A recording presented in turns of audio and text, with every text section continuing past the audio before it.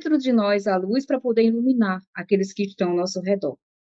E o Evangelho no lar nos dá essa força, né? Ah, mas eu já vou para a casa espírita tantos dias, sim, mas o Evangelho no lar é importante.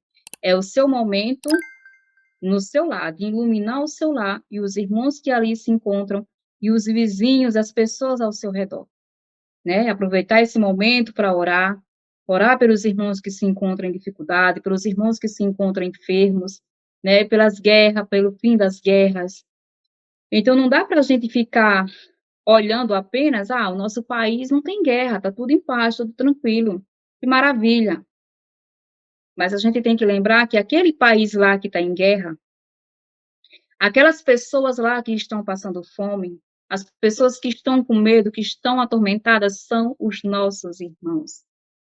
Não dá para ser feliz tendo em vista isso. Quando a gente olha para as pessoas como irmão, para toda a humanidade como os nossos irmãos, a gente passa a sentir as suas dores. A gente passa a sentir a necessidade de querer ajudá-los. Mas como? Através da prece. Já pensou? Se pelo menos 10% da humanidade orando em conjunto pelo fim da guerra, imaginem, todo mundo junto orando pelo fim da guerra, né? Mentalizando as coisas boas acontecendo, mentalizando os resgates, né? A gente sabe que Deus está ali agindo, que a espiritualidade está ali em peso resgatando aqueles irmãos que estão desencarnando, tentando consolar aqueles que estão em sofrimento. Mas as nossas orações, as nossas vibrações de amor são um remédio que a espiritualidade pode levar para eles. É um bálsamo quando a gente ora pelos nossos irmãos, quando a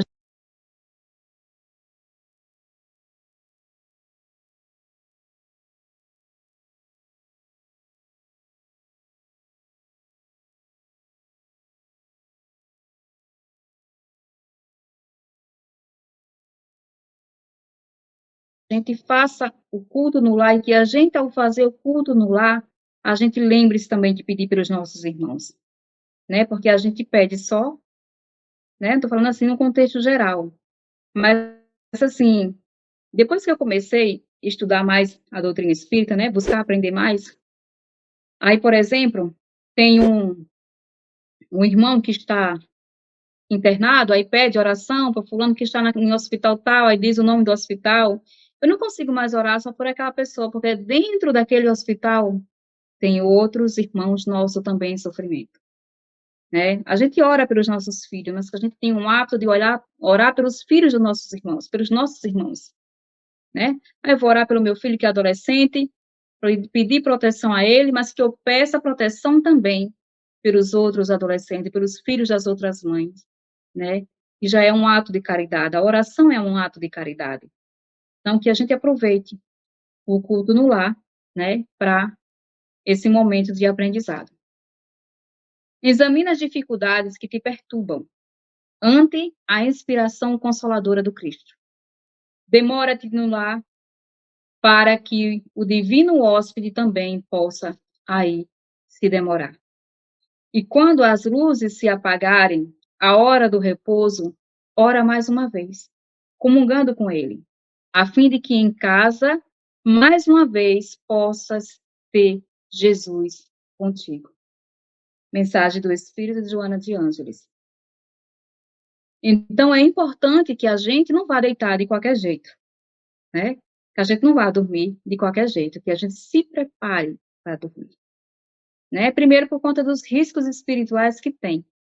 Imagine você acabou de discutir, está com muita raiva e você vai dormir.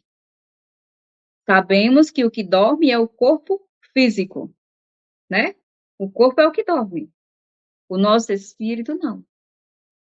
O nosso espírito, durante o sono do corpo, ele vai para lugares de acordo com as suas afinidades.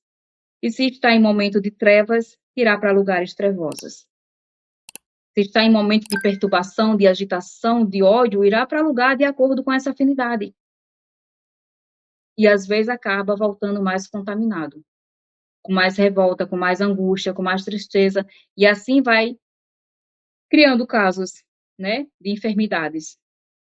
Então, é importante que a gente vigie. E quando a gente for dormir, que a gente ore, que a gente procure apaziguar o nosso íntimo, que a gente ore e peça a Deus proteção, né? Já aconteceu de eu estar com muita raiva e deitar e ficar com aquela agonia, aquela angústia, e me lembrar, eu digo, pronto, eu não posso dormir assim, eu tenho que tirar esse sentimento dentro de mim.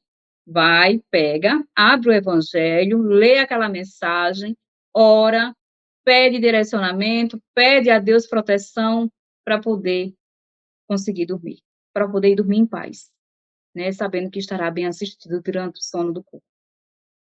Porque durante o sono do corpo, a gente pode ir para lugares ruins, mas também a gente pode ir para lugares bons, né? A gente pode ir para bons lugares durante o sono do corpo. A gente pode ir para grupos de trabalho. A gente pode ir, né, para lugares de aprendizado. Durante uma palestra numa casa espírita, ali pode ter irmãos desencarnados, mas pode ter também irmãos em desdobramento, encarnados e que estão ali para aprender.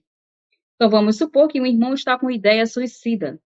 Tem uma palestra em determinado lugar sobre o suicídio. A espiritualidade vai levar este irmão até lá. Não estou falando que todos os casos, né? Mas se tiver, como levar, a espiritualidade leva, para que ele adquira esse conhecimento das causas, né, da importância dos efeitos que tem o suicídio, né, das consequências, para que ele, ao acordar, acorde com essa ideia no seu subconsciente de que aquele não é o melhor caminho a seguir. Não acontece com a gente? Às vezes a gente vai dormir com muita raiva. Amanhã eu vou encontrar com fulano e vou dizer umas verdades. Amanhã ele me paga. Amanhã ele vai ver. E no dia seguinte a gente acorda pianinho, quietinho, calminho. Então, né? Durante o sono do nosso corpo físico, o nosso espírito foi para um lugar onde ele ouviu uma mensagem que o advertiu, né, da importância do perdão, da importância de não se vingar. Ou, por exemplo, ele pode ter sido um puxa-rampozinho de orelha pela espiritualidade, né?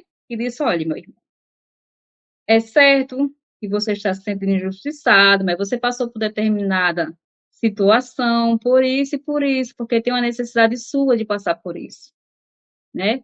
Então, a gente já acorda com outro pensamento. O que a gente peça a Deus na hora de a gente dormir, né? Para cuidar do nosso espírito, para direcionar para bons lugares, né?